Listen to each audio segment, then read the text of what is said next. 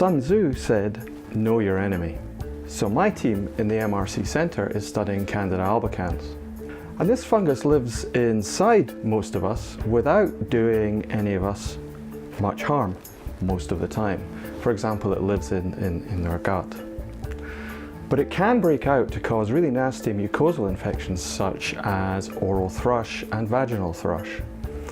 And in intensive care patients whose immune systems are severely impaired, it can also break out to cause life-threatening, potentially fatal systemic infections, i.e. infections of the bloodstream or the internal tissues.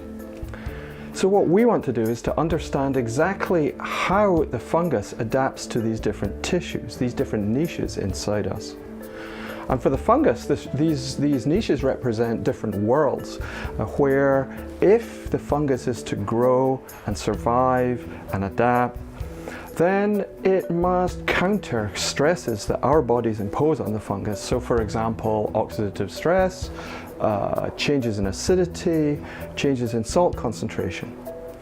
And if the fungus is to survive in these niches, it must also adapt to or tune its metabolism to the different nutrients that are available in these niches.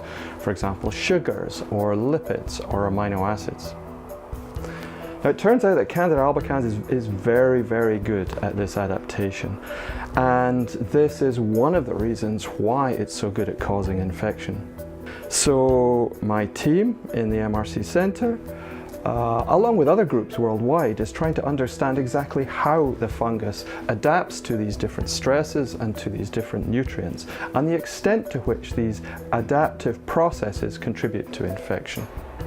In fact, recently we found that these adaptive processes don't just tune the physiological fitness of the fungus inside us, its ability to resist the stresses, but it also changes the surface of the Candida, the outer coat of the Candida, and this helps Candida to evade our immune defenses. This work is important. It's important because the more we know about how the fungus, how Candida adapts to the different stresses and nutrients inside us, the better able we'll be to block those adaptive processes and to design smart therapies that prevent Candida infections. So our aim is to know our enemy, to provide a deep knowledge base that can then be used to design these smart therapies and to improve patient care.